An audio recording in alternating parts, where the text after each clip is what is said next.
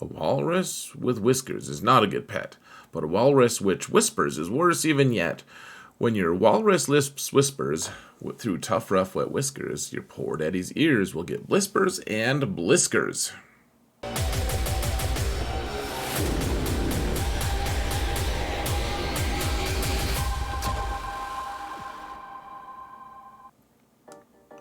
Hello everyone, and welcome to another episode of Zareth Prevails, a Dr. Seuss quoting story. You have to excuse the Seuss at the start, guys. I'm a dad, and that should be enough for you. I'm also literate, which is also hopefully enough for you. I hope that you are at least one of those things. Some of you can't even be both, which is tragic. Here's the thing, we're on the plan, and we are going to talk about why you should spend all your money on this game, or maybe why some people think I am saying that. I don't know. It's a very interesting thing. We're going to dive into some comments people have made, that, of course, the news. In the holo tables, we've got the new and fancy road ahead, which may or may not be fancy. I don't know. You guys have to decide. Let me know what your thoughts are. Before we do anything, though, folks, we've got to mount the algorithm. Help me mount the algorithm. It's for your own good, folks. It's for your safety. If you believe in public safety, you'll mount the algorithm. And if you don't believe in safety, you will still push the thumbs up button, I'm sure. Right? I'm supposed to, like, wave my finger. You will now mount the algorithm. I need to do a new intro with me saying something like that. Alright, well, we've skipped the modding section of this video for a while, guys, of the plan, and so I randomly, on my alt, noticed that Iden Versio actually just had a mod that had the potential to be perfect. It was 6 speed rolls on all of them so far, 3 times. You guys know how the 666 thing works. It's like Order 66 could only be eclipsed in evil by Order 666, I'm sure. So you think Palpatine's evil? No. So anyways, we have the potential though, guys. If we rolled another couple 6s on speed, we could get a perfect mod, which is a plus 30 speed on it. And I'm sorry to say we didn't get quite that. I rolled a plus 5, and then I got to the point where I was spending some of my attenuators on it. But I finally just spiked a nice roll, got up to plus 29, and then look at the secondaries too, guys. Those are pretty good. Potency and offense. Not bad at all. I'm not going to throw this one away, I hope. So, we've got the new road ahead, and I already did a video on it, so you guys can go and check it out if you want. The new territory battle does look cool. I will admit, like, I don't want to be super negative about it right now, especially because we don't know exactly what's going to happen in it, and I really hate the idea of just, like, flooding my channel with a bunch of negativity about something that hasn't even happened yet. I have, in the past been known for my positivity. I've lately taken a slightly more cynical view on the way CG has been interacting with us, but they have always made content that I enjoy. That's why I keep playing this game. I do enjoy their content, and I'm pretty hyped about this territory battle. I do think there are some factors we need to be considering about it, though, folks. Number one, does it really save us time? We're going to be spending a lot of time in this territory battle mode, especially now. I hate that they're just taking away our dark side territory battle. Like, it's a free week. It's the week that we can just not have to do much at all, at least for the endgame players, the top-ish guilds. That's how we view it, is just like, yeah, you don't have to do anything. Like, the people who want to can do the missions and call it good. And now we're going to be going into 6 phases, which is 1 every day, and we actually have a question about that later, so we'll talk about it then. However, I don't know that this is going to save us time. I talked about this on my video, so we don't need to just keep redoing it. But saving us time is something that I don't know if CG actually cares about. They say that sometimes, but they say a lot of weird stuff. It's like, that's what she said. It's like, did she really say that? And if she did, she says some weird stuff. However, the other questions, like, does it preserve our sanity? I guess that's like kind of a vague way of me saying, are we just going to go crazy because no one will donate things in platoons? Are we going to get to the point where it's like the whole guild is waiting for like 15 hours to fill our platoons? That's what happens currently in my current guild. It's one of the top 10 GP guilds. Like, we have enough. And yet people don't want to donate. They just don't want to donate. They're like, nah, man, I'm going to get my waves. And I'm like, well, yeah, get your waves, I guess. But, like, can we just do the, like, it's more important right now that we actually get our platoons done. And this might end up driving some of us to complete madness if we have to get all of our platoons in and all of our combats in 24 hours. I want it to be challenging. I do. Like, people are going to be frustrated with it. The last light side territory battle, people were real frustrated because we just got wiped off the board because we didn't approach it right. And it turned out our approach was wrong. It wasn't really that they were that hard. It was just like we didn't understand how it worked. And all the other territory battles previously had been a challenge, had not been a challenge, really. Not that much. Not until the end phases. Like, we had all these theories. I thought actually that they had swapped it around and that day 1 was actually harder than day 4 probably.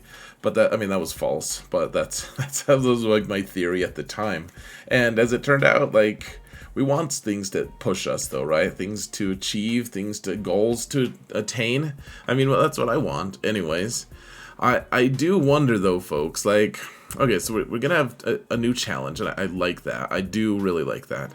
I'm wondering what extras it's gonna come up with. What things are we going to be like, oh, I didn't really want that. Like, I don't know. What is Relic 10 gonna come? Are we gonna get 7 mods? I'm not necessarily opposed to either one of those. Like, Relic 9 is already something that, like, most people can't get. I rarely apply Relic 9 myself, and I'm a quote unquote big spender. I spend a decent amount of money on this game, and like Relic 9 is just pretty like unapproachable for me unless I want to join a big guild, like a territory war guild that just beats up on worse guilds, or I mean, it's like, I have enough droid brains right now to do 2 or 3 of them on my main. I just don't want to. On my alt, I could apply, I think, like 10 or something. I've applied 2 now, because Profundity was required Admiral Radis, and then Jedi Master Luke once is, and then the rest, it's like, you don't need it. But are we going to get, Relic 10 mats? What are we going to get? Like, there's a ton that they're still not telling us, and these extras are making me nervous, I guess. I don't want to be negative here, guys. I want to know the full picture, because if they don't have characters that we can unlock for GET3, if they don't have cool gear that we can unlock, or some kind of cool reward, like, I want to make sure it's worth it other than getting some Reva shards. GET3 is a huge question mark, and the extras may be awesome and they may not. There are extras, I'm sure. Otherwise, I'm like, I don't see the point. And otherwise, like, I want to know what they are. I just want to know. Like, it's giving me anxiety, just a little bit. So, how ready is your guild? How ready are you for Grand Inquisitor? Let me know in the comments, guys. Like, are we gonna... I'm like, I hope I don't have to find a new guild. Like, my guild can be a little bit on the lazy side at times. I'm really hoping, like, right, I took this screenshot. I guess we're doing this territory battle with only 47 people or something. I don't really know. I don't know. Or maybe it's just the people who were signed up for GG, and then we only have 47. And anyways, we have 47 of all these other characters unlocked, but we only have 25 Grand Inquisitors. Now people have had time to farm and everything. I'm sure that number is going to hugely improve, but I have a feeling we're going to see some guild rearrangements based off of Grand Inquisitor. By the way, Grand Inquisitor has been announced. It's going to be out the day before Christmas, which is a little bit crazy considering the fact that we have not only, like, Christmas is coming up. Not everyone celebrates it. That's fine. However, a lot of people do. It's a holiday, and a lot of people have holidays around there anyways, one way or another. But on top of that, that is also a day or two before we get the new territory battle, the new conquest, and Grand Inquisitor is not easy to unlock. Like, I'm going to be making guides on how to unlock him easily, and it's challenge, man. It's very difficult if you don't, you have to remod and everything, and it's just a big time sink. Not to mention, they were like, yeah, it's in December, don't worry guys, it's in December, and then they're like, actually it's at the latest possible date in December. I don't know. It's a little bit weird. Anyways, all right. I don't want to belabor this point. We talked about this on the other day on Crate Expectations, myself and Sarah, and so this picture is the picture of what you get for one run in Smuggler's Run. The 2, which is the one that you would need Jabba specifically for, and so you get double what this is, and what essentially that comes to, guys, is 2 60 mods and 60 attenuators, and 40 of those mods that upgrade your mods, or the mats that upgrade your mods to 6D or higher. Not to mention 6 mods that are pretty good, and the idea being. You know, and I know that there's not perfect overlap, so I'll just make sure I'm spelling this out just a little bit. I don't know if we can afford not getting Jabba, folks. Like, he is, just for this one event, and there are a lot of other events that he's good in, and he's going to be beneficial to you in all the other game modes, everything. And, you know, I'm going to make a video on that pretty soon, planning for my alt, actually. But for right now, if you get this every week, which is not quite every week, so I don't want to be disingenuous in that, but if you get it every, like 10 days, let's say, which is probably about what the average has been so far, if you get this event every 10 days, then over the course of a year, you're going to be getting this, you're going to be getting, 365 days in the year, so we'll just say 36 times, okay? If you get this 36 times, that means you're going to get 72 6E mods just for having Jabba, just for 1 year. Now, I know that thinking in terms of the gameplay for 1 year is kind of crazy, but, I mean, that is a crazy amount of stuff that you get, guys. Like, the amount of stuff that you miss out if you don't farm Jabba is immense. And so we talked about this, and I'm like, I think my alt is going to go for it. Like, my mostly free-to-play alt is going to go for this. And, you know, we got a lot of responses. It's one of the most viewed Crate Expectation videos ever. And, you know, there's more to it, but, like, it's very difficult to ignore the benefits of just even that one specific mission, guys. It's very difficult. So, here's a response in the comments, and, you know, I actually deleted a huge portion at the bottom that was just, like, basically insulting me. Like, not kind. You guys can go look at it if you really want the original, but, you know, I'm not here to just really, like, cause drama or anything. Though, some of these comments, though. So this guy says, you live in a meta bubble. There are better tunes and teams than the latest releases. A huge majority of players don't rush for the newest tunes, but rather play at their own pace. And so you guys can just read all that, you know, it's like, hey, you're just trying to flex and show off how cool you are because you're endgame. And I guess all I'll say is, I don't really care if you do this. Like, in fact, the more people who don't optimize their rosters, the better I am overall. Like, I'm good with that. You're appealing to a huge majority of people who don't follow things, like, who don't rush for the newest tunes. That's fine. How do you know that the huge majority of people are right, though? Since when have the huge majority been right about something, really? Like, when is that, like, a good appeal to anything? Like, huge majority does this. I mean, that's like the classic, if all your friends jumped off a cliff, would you jump out? Like, it's madness. Like, appealing to the logic of a group of people who play this game for, like, do you really want to take the huge majority, the people who are like less competitive, the people who are more casual? Like, that's fine. If you want to do that, that is fine. Absolutely. Go farm what you want. Seriously, I truly want you to enjoy the game. That's what I want. If you want to spend money and that helps you enjoy, great. If you don't want to spend money and that helps you enjoy, that's also great. Like, there's a lot of fun in playing an account that you don't spend money on and still beating people who do spend money. Like, there's a lot of appeal to that. To me, I guess the thing that makes me laugh is, like, just because I'm like, hey, this is the new cool thing, you know, like, maybe go work on Jabba because I think that's going to be wise. It's going to benefit you long term. It's going to be cool. Like, he's like, nah, man, most people don't do that. And, like, my analysis is therefore moot. Like, this is a little bit crazy. It's a little bit sideways. I got a lot of upvotes, and then I commented back, and that got a lot of upvotes. I don't really know. I would be interested to hear what your guys' thoughts are. I can understand why you're saying, like, maybe a new player shouldn't just go get Jabba right away. But I'm not the guy who's like, hey, there's this new thing, go for it right now, push for it. Like, a lot of times I'm like, well, Like, Starkiller, maybe just pump the brakes. It's not a great starter character. Like, yes, Starkiller's great, but not as a starter character. You probably want Supreme Leader Kylo first or something like that. So, anyways.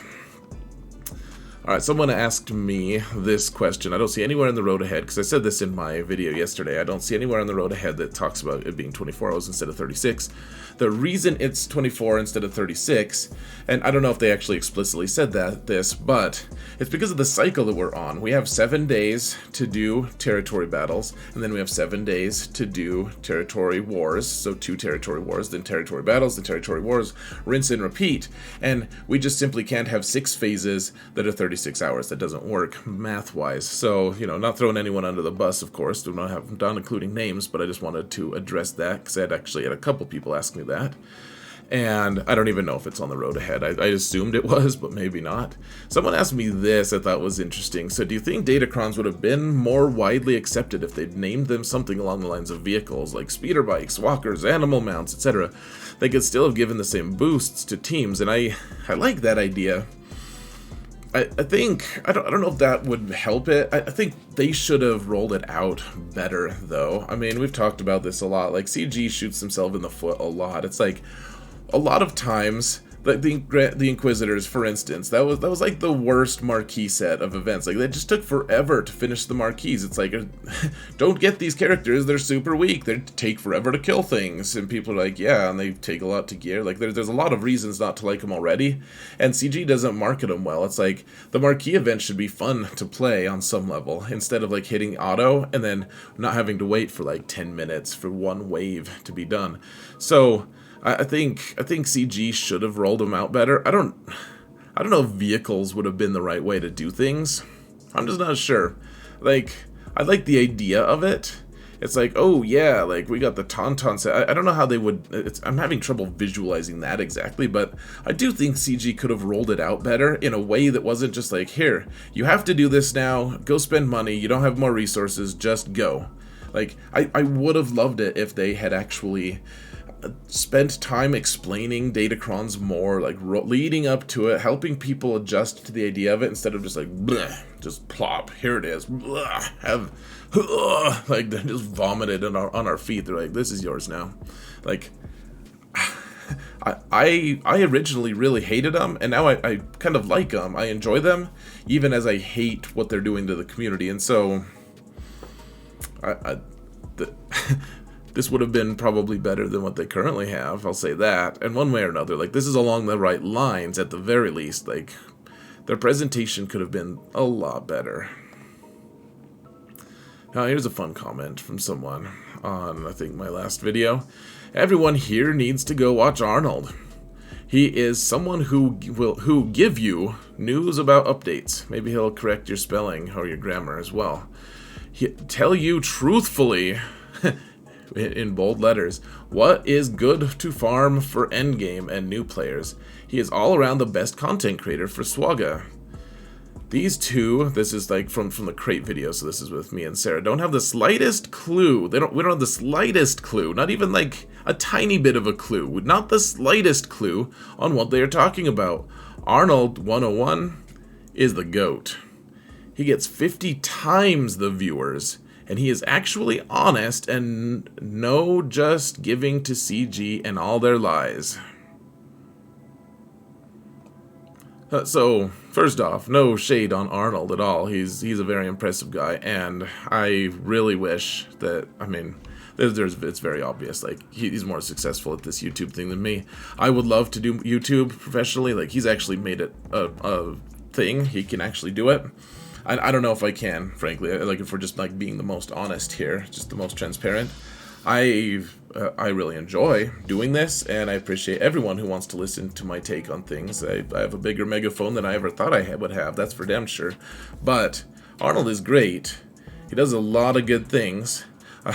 This comment was just funny to me. I was just like, I think my response was like, spoken like a true fanboy. Thanks for the clicks, and that's it, you know. And then he actually posted a bunch of things, and then he deleted a few. You could tell that he regretted them, or I think he did, because it was like some of the things he said. I was like, oh man, I mean, they're still pretty abrasive, but Like, some of them were just way over the top. It made me laugh. Like, this says that there's 9 comments on there, and there's only, like, actually 6 or 7 total on that thread, because I'm pretty sure he deleted them. I certainly didn't. It just made me chuckle here.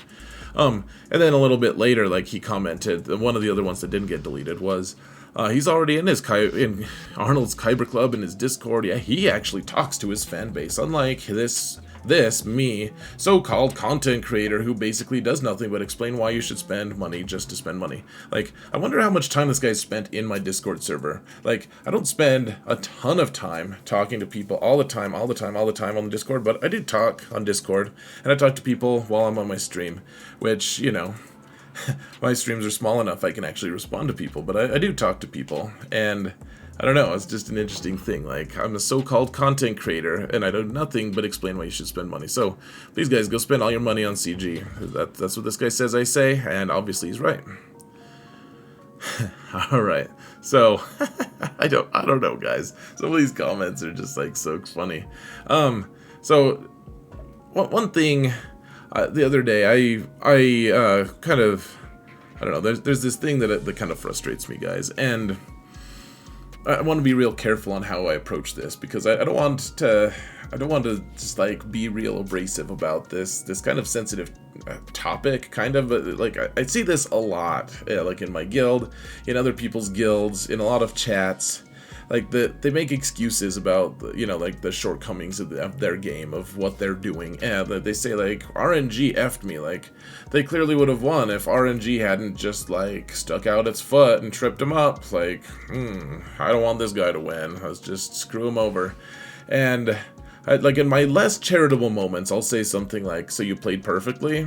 Like, you played your whole, like, there's nothing you could have, you couldn't have done anything yourself. Like, you're just a victim here. Like, you're just, like, this helpless victim. You'd be in the top, you know, the top 50 of Kyber, if you just, didn't have RNG, you know, like that comment of, like, if it wasn't for bad luck, I'd have no bad luck at all.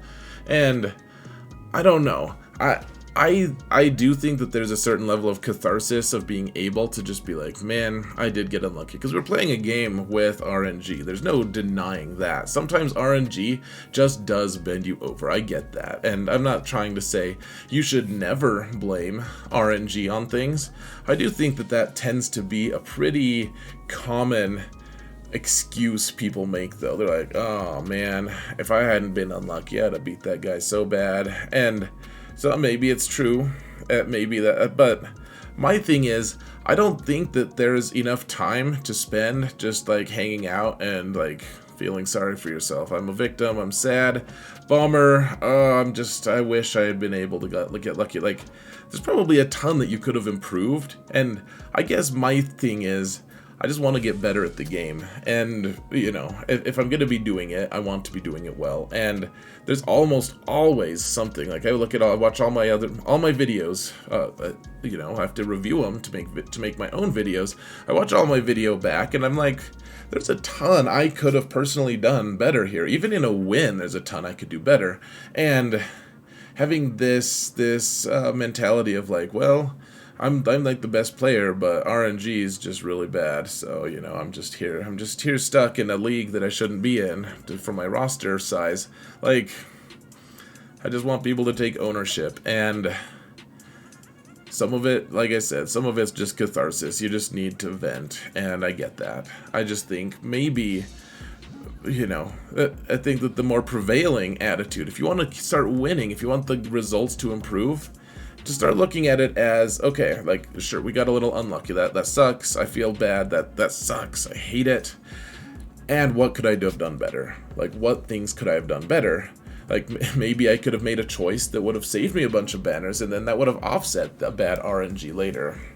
I don't know. That's my approach to things. You guys can let me know if I'm just totally off my rocker or not.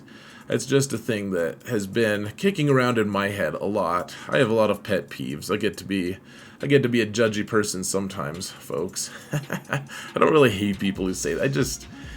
It's like, man, you didn't take any ownership of that. Like, I watched a video, they're like, look at this about RNG. I'm like, well, that was kind of unlucky, sure, but like, sometimes it's like, well, it wasn't even RNG. That was like, you missed because they had foresight. I don't know what to tell you.